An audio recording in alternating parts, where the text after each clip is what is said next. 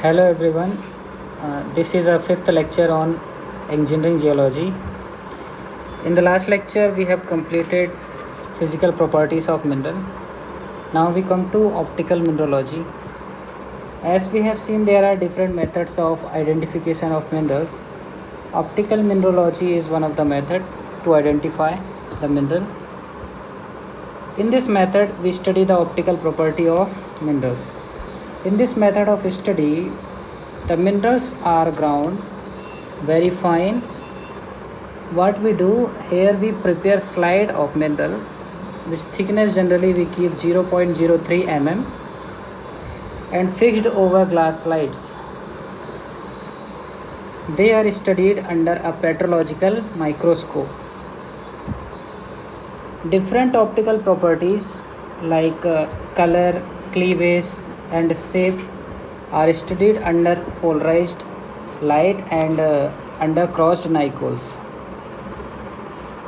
The principle which makes this method useful for study and identification of minerals is that when polarized light passes through thin sections of mineral, it is influenced in a characteristic way depending on the chemical composition and atomic structure of the mineral. Since every mineral has its own specific chemical composition and atomic structure, the optical properties of every mineral are also distinctive and hence helpful in the identification of the mineral. Next method of mineral identification is XRD, that is X-ray diffraction. X-ray analysis makes use of the definite atomic structure which is found in every mineral.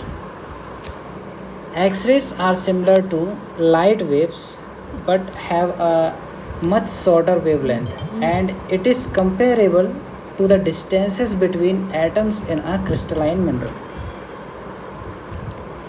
When a beam of X-rays falls on a crystal, it is diffracted by the layers of atoms within the crystals.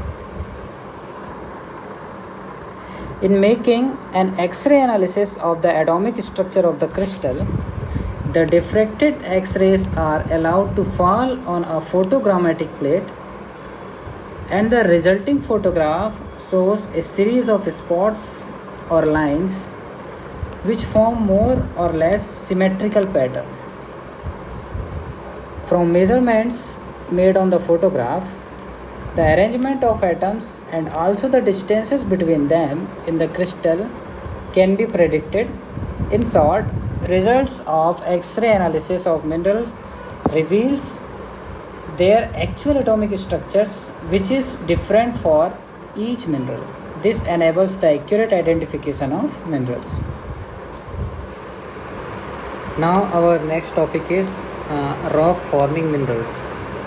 But before proceeding to the discussion on rock forming minerals, we should understand some basic terms that we are going to use for defining rock forming minerals. Some of them are isomorphism, polymorphism, saturated and unsaturated minerals, and felsic and mafic minerals. Okay. So firstly we look at isomorphism. If the minerals having same atomic structures but different chemical formula, so these type of minerals are called isomorphism. Okay. Polymorphism. If the minerals having same chemical composition but they are different in atomic structure and in physical properties, so this kind of phenomena is called polymorphism. Saturated and unsaturated minerals.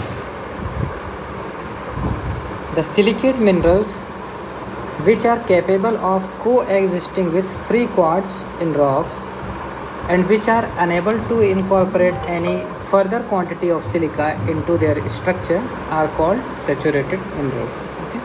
The silicate minerals. There are different types of rock forming minerals like silicate mineral, oxide mineral, chloride minerals, okay, that we are going to discuss in our upcoming slides. So here the silicate minerals which are capable of coexisting with free quartz in rocks. If they are existing in the rocks with the free quartz, means they are not able to incorporate any further quantity of silica, means they are saturated with the silica content. Okay, they are existing with free quartz, means they are satisfied with the silica content. That's why they are called saturated minerals. In similar way, we can define unsaturated minerals. Those silicate minerals which do not occur in coexistence with quartz and which are capable of incorporating some more silica into their structure and changing over to their saturated equivalent minerals are called unsaturated minerals. It means they are silica deficient minerals. Clear? They cannot exist with the free quartz in rocks because they can incorporate some more silica. Clear? That's why they are called unsaturated minerals. Here saturation and unsaturation, we are using these words in terms of silica content. Clear? Next is felsic and mafic minerals. The silicate minerals of common occurrence are grouped as felsic and mafic. The felsic group includes quartz, feldspar, feldspathoids, and muscovite mica. These are also called salic minerals. Okay, these are also called salic minerals. These are generally light in color, of low specific gravity, and comparatively late crystallization products of magma. Clear? The mafic group includes pyroxenes, amphiboles, olivines, biotite, iron oxide, etc. These are also called phamic. Okay, these are also called phamic minerals. These are generally dark colored, heavier, richer in iron and magnesium, and comparatively early crystallization product of magma. Clear? Now we come to common rock forming minerals. Here we are going to discuss an outline of the relatively more frequently occurring rock forming mineral species with particular reference to their occurrence in rocks, means in which rock they exist. Clear? So firstly we look at silicate minerals. Under silicate minerals there are different groups of minerals. So firstly we look at feldspar group. This feldspar group is further divided into two groups. First one is alkali feldspar, second one is lime feldspar, which is also called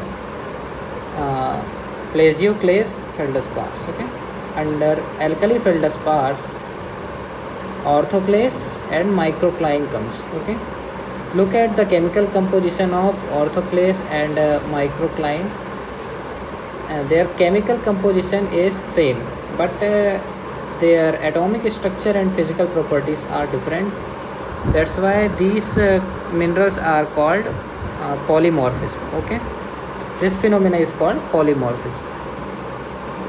These minerals mainly occur in cyanides, granites, pegmatites, and gneisses. Okay, what are these? These are the rocks. Okay, in these rocks this type of minerals generally exist. Lime feldspars are the isomorphs of albite and anorthite. Okay, means their atomic structures are same but their chemical composition is different. These type of minerals mainly occur in diorite, basalt, dolerites, and gabbros. Second group is feldspathoid group. These are generally unsaturated minerals. Unsaturated mineral means these are silica deficient minerals.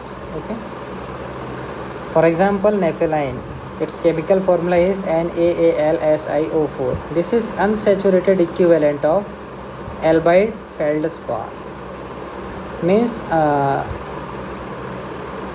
The saturation of nepheline mineral give rise to albite feldspar. Okay, albite feldspar is a saturated mineral. Okay, and this is a unsaturated equivalent of albite feldspar. The second example is leosite. Its chemical formula is KAlSi2O6. This is unsaturated equivalent of orthoclase feldspar. Orthoclase feldspar chemical composition is this one, KAlSi3O8. Look at here, as it is Si3 and here Si2. Means this is a silica deficit. Okay, and this is unsaturated equivalent of orthoclase, means this is a saturated mineral. Okay, and the saturation of leosite will give rise to orthoclase feldspar. So these feldspathoid group minerals mainly occur in more basic varieties of basalts and syenites. Next group is pyroxene. See here the three groups, pyroxene, amphibole and olivine. These falls under the category of mafic minerals. Okay, what is mafic minerals? That we have discussed some minutes ago. Mafic minerals are those minerals which are dark in color, heavier, richer in iron and magnesium, and these are product of comparatively early crystallization of magma. Okay, so pyroxene, amphiboles and olivines are the mafic minerals. Okay, so firstly we look at pyroxene group. The minerals under this category mainly occurs in igneous rocks. Okay, the example of pyroxene group is hypersthene. Okay, and chemical composition of hypersthene is MgFeSiO3. This mineral is common in gabbros and norites rocks. Okay, and this is very characteristic accessory mineral of charnocite. Next example is augite. Its chemical composition is complex, so it is difficult to define here. This is the most abundant pyroxene. Okay, it occurs as essential mineral of basalt, dolerite and gabbro. Next example is azurine. Okay, this is a characteristic mineral of soda-rich igneous rocks like phonolite and nepheline cyanide. See here we are looking the overview of common rock forming minerals. We will go for the detailed discussion of these minerals in unit number 3. Okay, the next group is amphibole group. These are also mafic minerals. They occur more commonly in metamorphic rocks. Okay,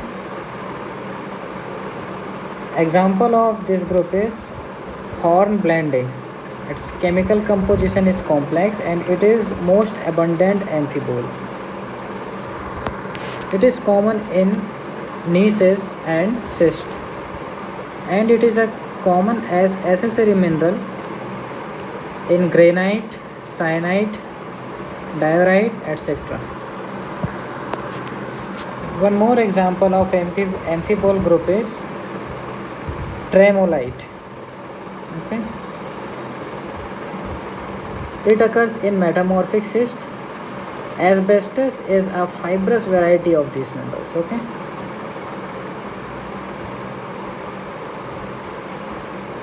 next group is olivine group. These are common unsaturated minerals. Example is olivine. This is a characteristic mineral of ultra basic igneous rocks like dunite, periodite and picrite. Okay, we will discuss the different type of rocks like igneous, sedimentary and metamorphic rocks. Okay, its description we will discuss in unit number 2. Okay. This olivine also occurs in more basic type of basalts. Next group is garnet group. Example of garnet group is almandite. These are very common type of garnet. This is very common in mica schist and gneiss and rarely occurs in granite. Another example is pyrope. It occurs sometimes in periodotites. Okay. Next example is grossolerite. It occurs in marble sometimes. Next group is mica group. Example is muscovite.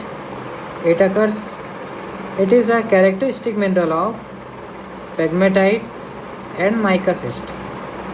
It also occurs as less common accessory in granite. Another example of mica group is biotite. It is a characteristic mineral of mica schist and it occurs as very common accessory in granite. Next is silica group. Quartz, agate, jasper, flint, opal fall under silica group. Quartz occurs as crystalline form, means they are having a well-defined atomic structure. Quartz is mainly found in pegmatites, granite and all other oversaturated rocks as sand grains in sandstones and in quartzites. Agate, jasper and flint having cryptocrystalline structure. Cryptocrystalline form means their atoms are arranged but they are not well defined. Okay? Agate is found as amygdales in basalts. Amygdales means, look at this figure. In the process of solidification of magma, the gas bubbles and vesicles are left in the rock, and after some time these vesicles are infilled with secondary minerals. These are called amygdales. Okay. So agate are found as amygdales in basalt rock. Jasper, it occurs as pebbles in conglomerates. Okay.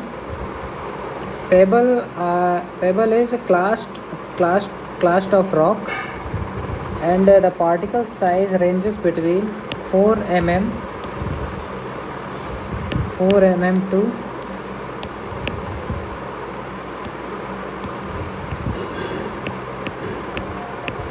64 mm. Okay, this is the size of pebble. So jasper occurs as pebbles in conglomerates.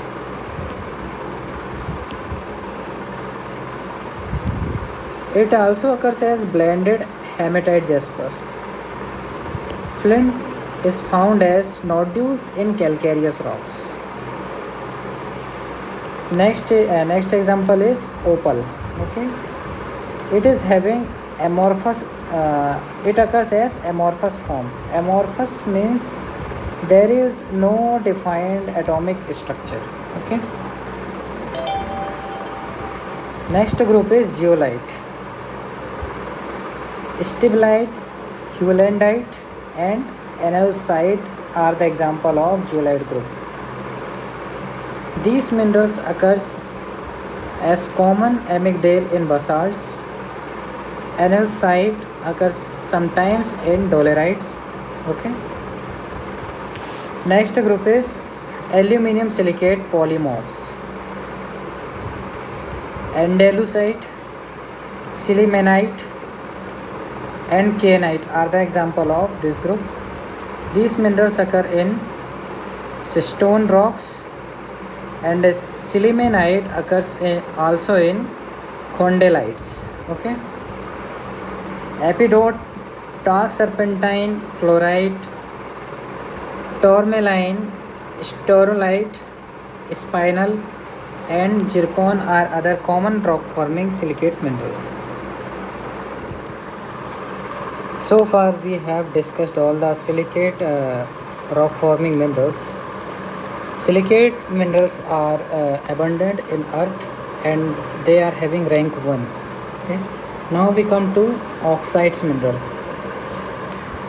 Oxides minerals having rank number 2 based on the abundance and even having second rank, they are very few as rock formers.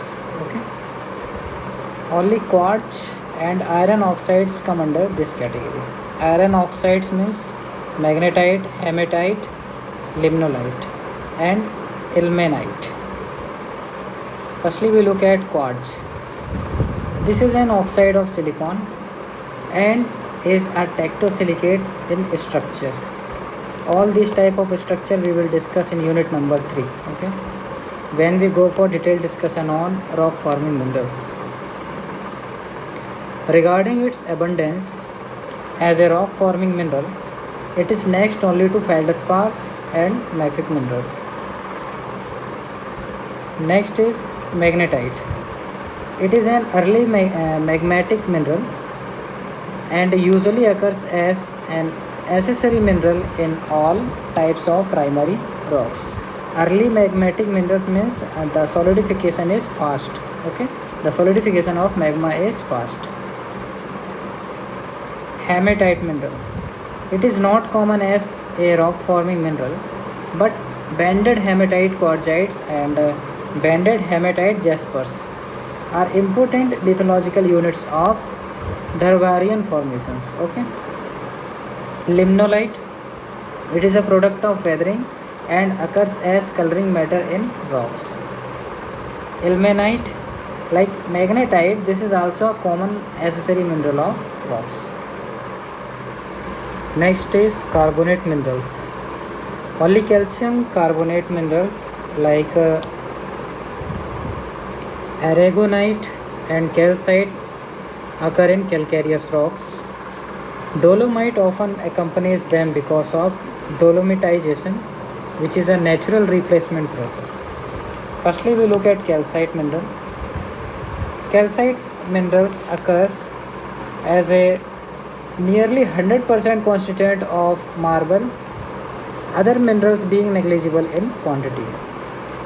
It also occurs as non-crystalline massive material in limestones.